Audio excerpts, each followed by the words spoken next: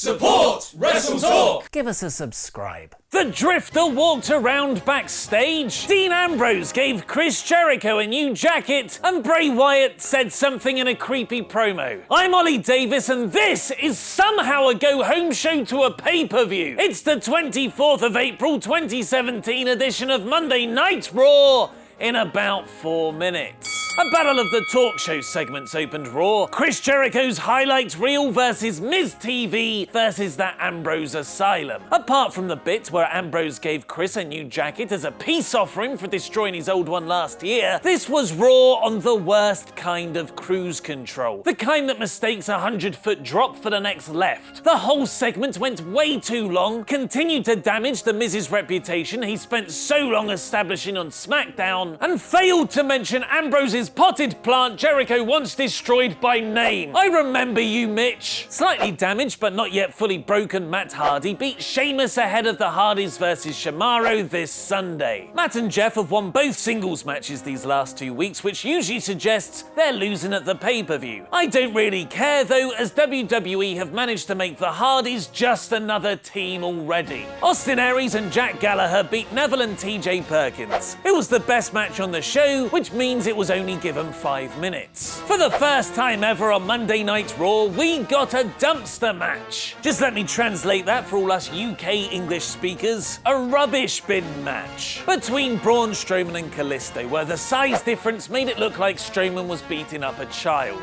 Deadlifting an ambulance with Roman Reigns in 1 week, breaking the ring with a Big Show superplex the next. What could possibly follow those? Eating the announcer's table? Clotheslining the Titantron? No. Getting beaten by a Kalisto dropkick off the apron. In a failed attempt to regain his momentum, Braun put Kalisto in the dumpster and pushed it off a tiny step. Not quite the New Age Outlaws angle from '98. The baffling booking turned tasteless shortly after, where a written interview with Roman Reigns said these had been 2 of the toughest weeks of his career and life. Mixing the comically fake ambulance deadlift beatdown spot from Strowman with the real-life passing of his older brother Matt, Rosie, and Hawaii. Dana Brooke versus Alicia Fox attempted to top how bad that Braun-Roman feud has become, and succeeded, having a truly awful match in front of a completely silent crowd. Samoa Joe and Galanderson versus Seth Rollins, Enzo, and Big Cass never got properly started here when the heels ambushed the baby faces on the way down to the ring. With Enzo injured, Curt sent Finn Balor in against Gallows and Anderson. It's so close! They had a decent bout in which Rollins debuted his new Rainmaker jumping knee finisher to a quietly confused crowd.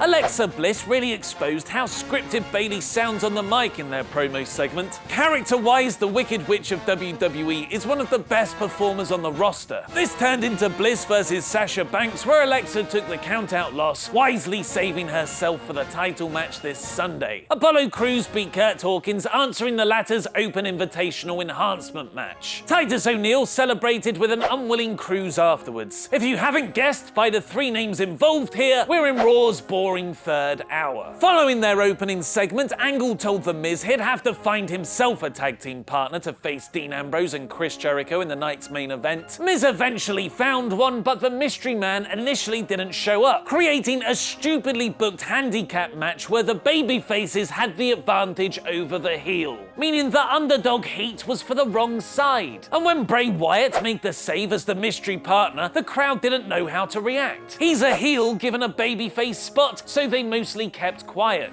Bray gave Sister Abigail's to Ambrose, Jericho, and even his own partner, The Miz, which was a great way to get Wyatt over as a badass, but an even better way to continue making Miz look like a total loser. So that was this week's Raw in about 4 minutes. Here's the usual ratings recap from top to bottom: in awe, core, average, poor, and bore. This week's Raw is bore. This was a go-home show where the matches, angles, and promos are meant to make you want to watch the impending pay-per-view. This episode didn't just fail to create expectation for this Sunday's show, it actively diminished pre-existing excitement for Payback with Strowman's baffling loss. What did you all think? Let me know in the comments down below, and make sure to vote in the poll above my head to give it your own rating. I'll announce the results on tomorrow's WrestleTalk news. The original plans for John Cena versus The Undertaker Undertaker at WrestleMania 33 have been leaked, and a WWE star has announced they're done with the company. Click the videos to the left to find out more and press subscribe. I've been Ollie Davis, and that was wrestling.